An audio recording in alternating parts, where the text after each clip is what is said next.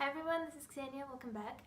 So I want to talk a little bit about books I've read in February, and there are 4 books. So I want to talk about 2 of them I really loved and 2 of them I didn't really love. So it's going to be a mixture of both. So the first book I read is White Sargasso Sea by Rhys, and this is the one that I was absolutely sure I'd love, but I ended up didn't really liking it, and I'll explain why. The story is written in the 60s, it's set in the Caribbean, which I was very excited about, and basically tells the story of Bertha Mason, a madwoman from the attic from Jane Eyre, so Rochester's first wife. And I was expecting the book to tell us of her childhood, of how she became the madwoman, what happened to her. So yeah, while we had all of that, it's one half of the novel, and another half of the novel is narrated by an Englishman. You know, he's not called Mr. Rochester, but we know it's him. And the fact that it ended up being not her story, not Antoinette's story, but this Englishman's story, it really upset me, because I was expecting a completely different thing. But even that aside, still, even the part that is narrated by Antoinette, I couldn't really connect with the story as much as I would have wanted to. The story is set at a time where slavery has been abolished, but it is very recent, and she is the daughter of slave owners. So it is understandable that the story is quite dark and there's a lot of hate and lots of negativity. But to me, there was too much of it. There are men hating women, women hating men, black people hating white people hating black people. I just didn't like how much hate there was in the book. So, but yeah, another thing is that I didn't get a sense of place of the Caribbeans. I've never been there, I've never even been close to that area, and I was very interested to kind of visit it through the book, but I did not get sense of place. I didn't get this feeling of actually being there and experiencing the place. So that was another letdown for me. And that leads us to the next novel that I've read that I've had quite similar thoughts about, and this is There by Tommy Orange. It's a debut novel of Tommy Orange, who is a Native American author, and he writes about Native American people, and he writes about 12 different characters in the story who all come together in the end for a big Oakland powwow. And if you don't know, because I didn't know, I had to Google it, powwow is a festival for Native Americans where they do dancing and singing, and they celebrate their culture and making friends. And it sounds like a lovely thing, and I was very excited to read about it and to get to know this culture that I don't know that much about. So, why I didn't like it? First of all, there are 12 characters, and the story is quite short. So as you can imagine, there isn't much time devoted to every character. I couldn't really connect to any of the characters. The book is extremely bleak, and there is a lot of hate, a lot of desperation, not a lot of hope.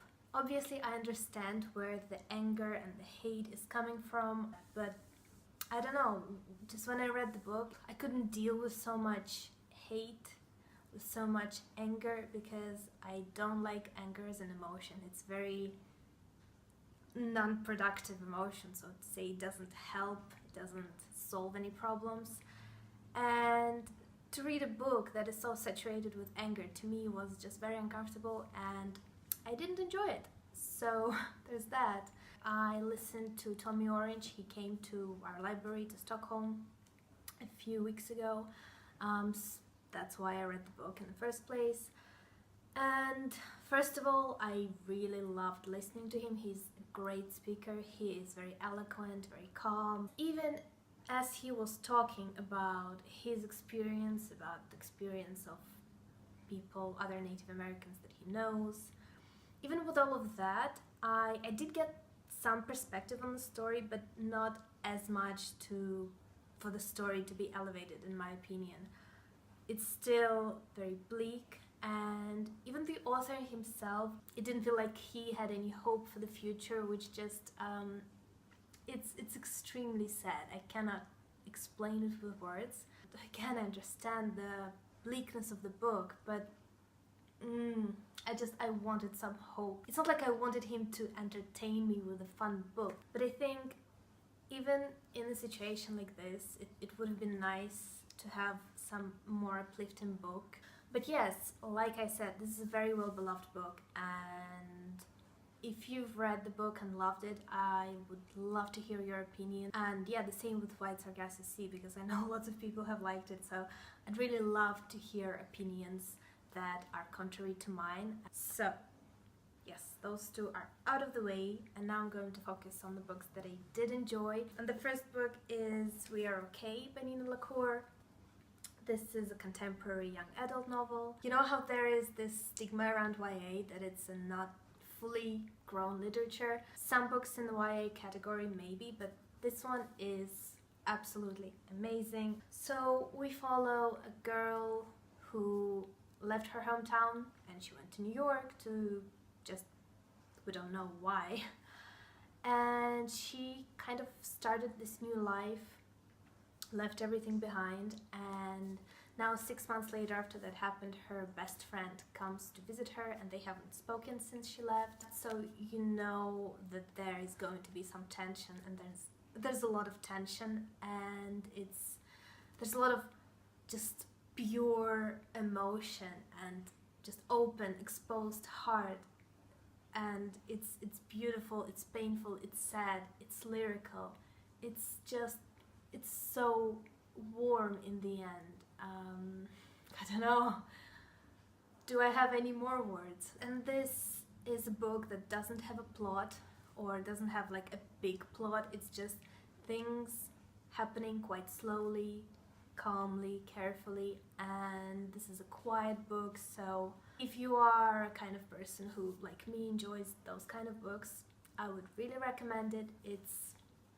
It touched me in a way that I cannot express in words. Even if you think that, well, this is young adult and I'm not young adult, why should I read that? I'm going to tell you why. Because the themes in this novel aren't specific to just young adult people, you know, teenagers. I feel like the themes can be relevant to any age, any gender, any whatever. The book tells a lot about identity, about grief, about betrayal, about loss, about love, first love and familial love. It shows the main character overcoming the very, very dark period of her life. And we already know that the darkest period of her life has passed. Her feelings have numbed, so to say, and she doesn't feel this acute pain at all times, but as she goes about her life, you see that she's not over it, she hasn't healed, and she tries to heal here, and it's beautiful, and like I said, it's very warm in the end. This is a great book. If you like sad, lyrical, slow, and warm stories, I definitely recommend, whether you're a young adult or not. Just a wonderful book. And the last book I read was The Book Thief by Markus Zusak. I haven't checked the last name, I'm going to do it now. Okay, I'm pretty sure it's Zusak. So the book is set in a small German town, and we follow lots of different characters, but the main character over here is Lizelle Maminger. So we basically follow her and her parents, but also in the novel there's a huge cast of very lovable, relatable, and just fully fleshed characters. And of course there is this guy, Death. So the book is narrated by Death, and sometimes it really works, sometimes it doesn't. So in the book there's quite a lot of sentimentalism. I'm sure you know what I mean. So there's a lot of that in the story, and this narration, I thought, sometimes elevated this sentimentalism to something more profound, and sometimes it really felt as a gimmick, as if the author just inserted some cool line just to have a cool line in the story. And also the thing that a lot of people didn't like about the book is that the death kind of tells you spoilers. It tells you what will happen. I think in the middle of the book it first tells you that oh yes, this character, it's so sad that he's gonna die. And a lot of people didn't like it, but I loved it, absolutely loved it. It really worked for me because it gave me this sense of dread and anticipation. I don't know, it really worked for me, and I thought this was nicely done, but some people thought that was a gimmick, so there's always a different opinion, I guess. But one of the best things about this book are the characters, and there are quite a lot of them. To me, it felt that they were characters, main characters of their own stories. A lot of the times you focused on the main character or the main cast of the characters, and the rest are just there.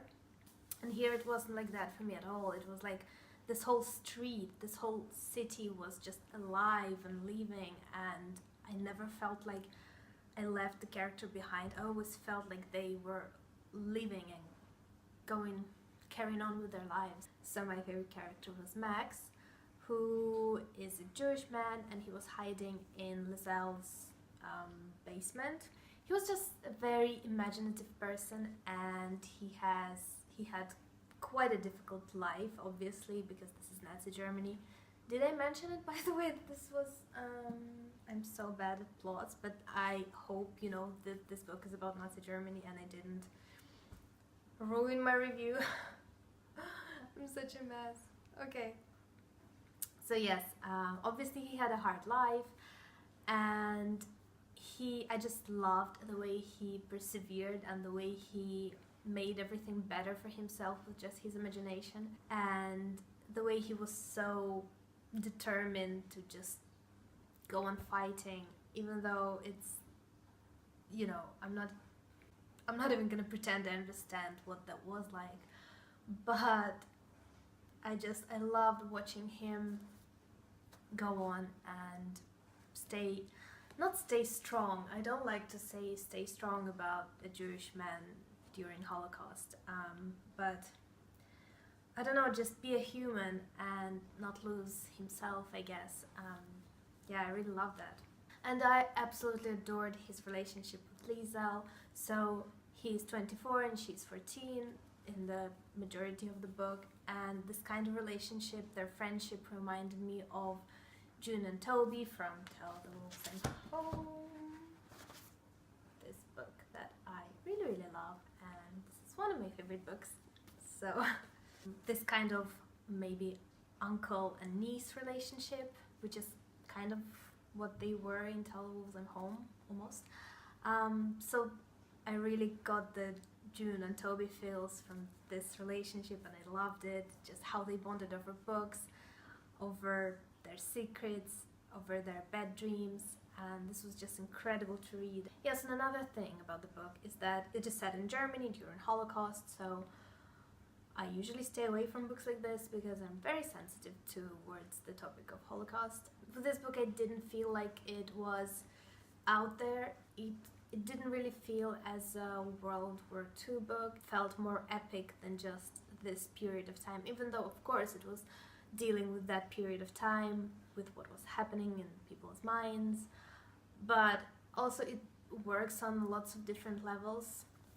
You can apply it to, I think, a lot of periods in history, unfortunately, when people were driven by hate, and especially when words made people hateful, which is happening even today, unfortunately. It never felt like there are some Jews, there are some Germans, and this is the story. It felt more like a story about people in general. Yeah, it just felt like a story about love and hate and people and humanity and love and life and death, all of those things.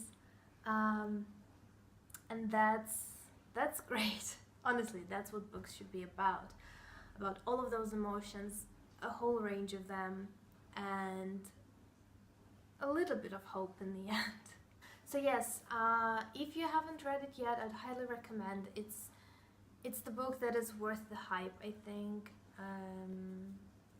It's very beautiful, and yes, read it.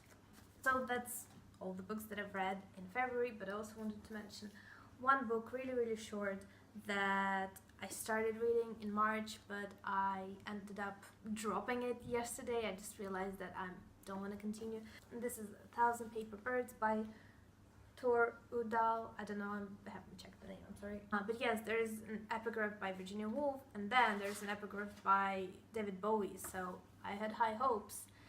And the book just didn't deliver. I didn't feel like it told me anything new or interesting. The characters were bland, the story was non-existent, and the writing was just really, really bad. It's not like anyone recommended it to me or anything, or it's a well-beloved classic, so I ended up saying goodbye to it. So that is that.